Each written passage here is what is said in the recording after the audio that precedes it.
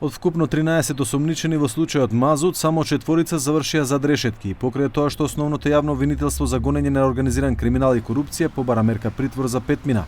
Екс-директорот на СМ Васко Ковачевски не е достапен за органите на прогонот бидејќи е во бегство. Тој е опфатен и во другиот случај наречен Адитив.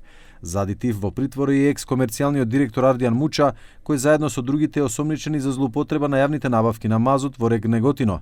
Меѓу тие кои завршија во притвор е Радко Капушевски, собственик на компанијата РКМ Енерджи, кој според обвинителството е осомничен дека во периодот 2021-2023 година го оштетил државниот буџет за 167 милиони евра. Nga prokuroria për krim të organizuar dhe korupcion, një ditë pas tregojnë edhe arsyet e tyre se për çfarë e kanë pranuar propozimin e gjykatës të procedurës paraprake që Asmir Jahovski mos të përfundojë në paraburgim 30 ditor si të tjerët, por të mbrohet me paraburgim shtëpiak. Собственикот на Пуцко Петрол, Асмир Јаховски, е осомничен само за перење пари во вредност од 72 милиони денари.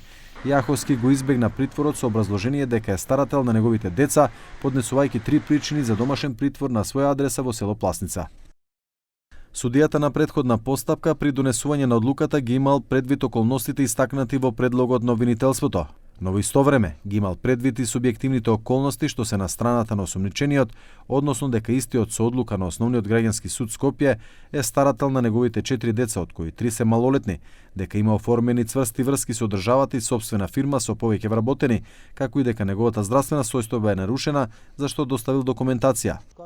Според судската пракса, адвокатите велат дека промената на ефективниот притвор во куќен притвор треба да се изврши поради силни здравствени причини и кога ќе се даде финансиска гаранција дека осомничениот нема да избега, нема да се меша во истрагата и нема да го повтори делото.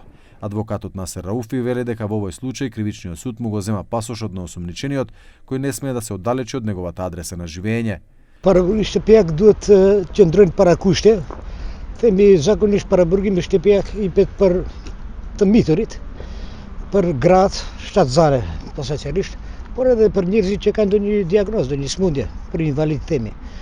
Por mund t'i jepet edhe paraburgimi shtëpiak kur vetë gjykata e shef që nuk ka frikë për arratisjen e të dyshuarit në atë moment, ende nuk është i akuzuar, dhe po t'jep ndonjë garancion që do të lajmërohet te thirrjet e gjykatës.